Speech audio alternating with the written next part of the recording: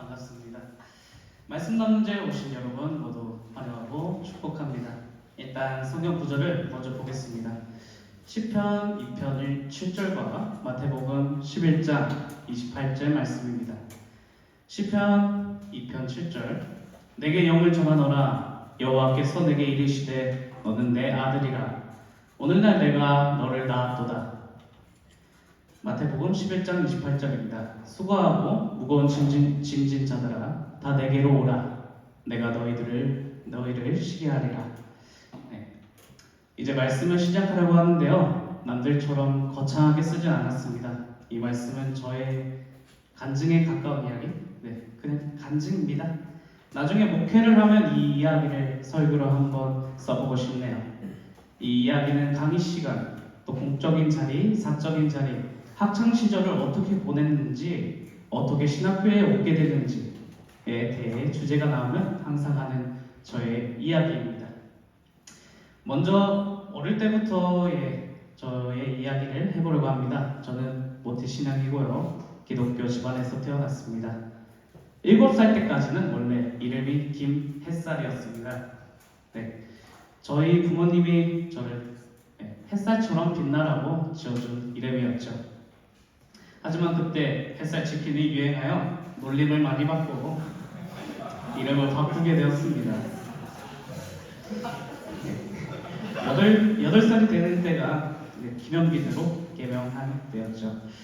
제가 다녔던 초등학교는 전교생이 100명도 채 되지 않는 아주 작은 학교였습니다. 졸업식 때 저희 반은 6명이었죠. 사건은 중학교 때부터 시작됩니다.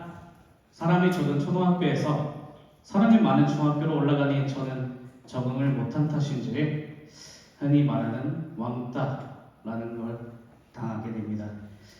처음엔 아니겠지, 그저 장난일 거야 하며 그냥 넘겼습니다. 하지만 이 장난의 수위는 점점 높아졌고 심해지는 폭력에도 저는 항상 웃고 다녔습니다. 그렇게라도 하지 않으면 내가 왕따당하는 걸 인정해버리는 꼴이 되니까. 하루하루가 살아가기 힘들었습니다. 저는 그만 자살까지 생각하게 되죠. 담임 선생님께도 말씀드려봤습니다. 하지만 돌아오는 답은 그저 주의만 줄 뿐 아무런 조치도 취하지 않았습니다. 어느 날 저는 기도를 해봤습니다. 그래도 기독교 집안에서 태어났으니 하나님께서 들어주실 거야 하며 이렇게 기도했습니다. 성경에는 내가 당신의 아들이라고 나와 있는데 어떻게 아들한테 이러냐? 아들한테 이러면 안 되는 거 아니냐? 라며 기도했지만 저의 삶은 달라지지 않았죠. 그때 저는 깨닫습니다. 하나님은 날 버렸구나. 정말 하나님이라는 건 존재할까? 전부 인간이 만든 허상이 아닐까? 라며 저는 그때부터 하나님을 원망의 대상, 인간이 만든 허상으로 생각했습니다.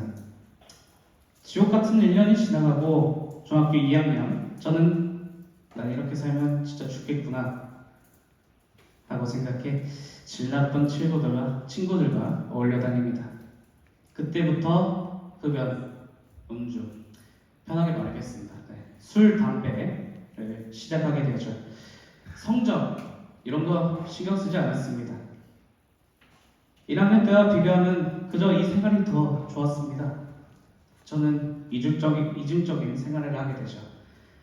교회에서는 착한 학생, 착한 아들, 학교에서는 질 나쁜 학생, 그렇게 질풍노도에 중학교 2학년을 보내게 됩니다.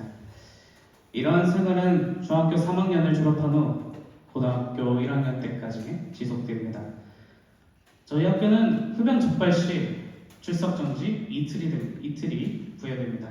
당연히 부모님께도 연락이 가죠. 학생 주임한테 걸려버렸습니다. 집으로 돌아오는 발걸음, 현관문 도어락을 누르기 전에 두근거린 도어락을 누르고 집에 들어갑니다. 저희 엄마가 거실 소파에 앉아 계셨죠. 잠깐 이야기하자면 저를 부르셨습니다. 당연히 흡연 적발에 대한 이야기였습니다. 저는 중학교 때의 이야기, 그동안 내가 힘들었던 일들을 엄마한테 다 이야기했습니다. 말이 끝나고 저희 엄마가 저를 안아주셨죠. 우시면서 저에게 말씀하시더라고요. 엄마가 미안해. 대신 안아주지 못해서 미안해. 라며 저에게 말씀하셨습니다. 그날은 수요일에 가는 날이었습니다. 저는 그래도 저희 엄마 따라서 교회는 잘 나가곤 했습니다. 저희가 찬양단이었어요. 설교 시작하기 전 하는 찬양을 연습합니다. 이제 본 예배를 시작하고 찬양을 하려고 하는데 연습했던 곳과는 다른 찬양이 섞여 있었던 것이었습니다. 그 제목이 아직도 잊혀지지 않네요.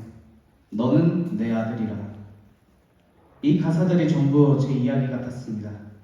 한 음절 한 음절 부를 때마다 내 마음을 누가 툭툭 건드리는 것처럼 뭔가 이상했습니다. 눈물도 나오더라고요. 힘들고 지쳐 난망하고 넘어져 일어날 힘 전혀 없을 때 조용히 다가와 손 잡아주시며 나에게 말씀하시네. 너는 내 아들이라.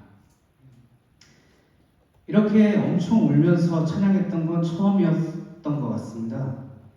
이때부터 제 삶이 뭔가 달라지기 시작했어요. 하나님이 지금까지 계속 나를 바라보셨고 나의 손을 잡아주셨구나. 어느 날 담임 목사님께서 저에게 말씀하십니다. 내가 기도 중에 하나님께서 현빈이 너를 목회자로 세우고 싶어 하신다 라고 말씀하셨죠. 저는 몇 개월을 고민했습니다. 나 같은 사람이 감히 목회의 길을 걸어가도 되나? 내가 정말로 잘 할 수 있을까?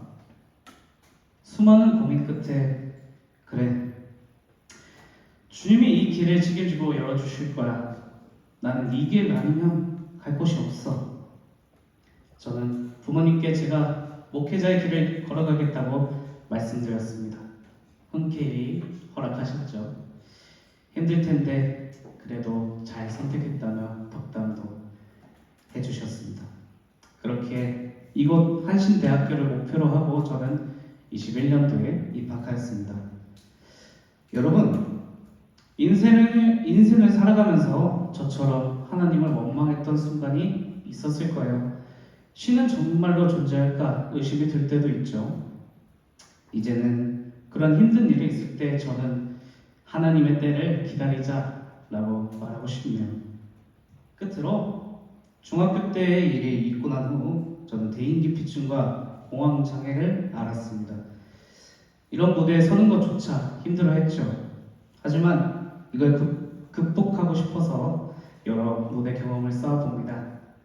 처음엔 무대에 섰을 때 식은땀과 손떨림, 그리고 나를 이상하게 보는 듯한 사람들의 눈초리, 이것을 극복하는데 정말 많은 시간이 걸렸습니다.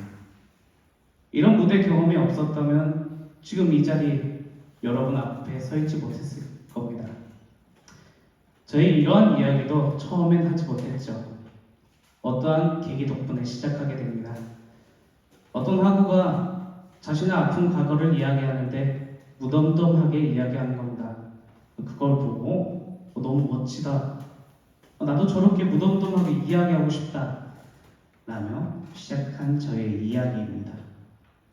이 자리에서 저의 상처들을 마주하며 점점 상처가 아물어가는 제가 되고 싶네요.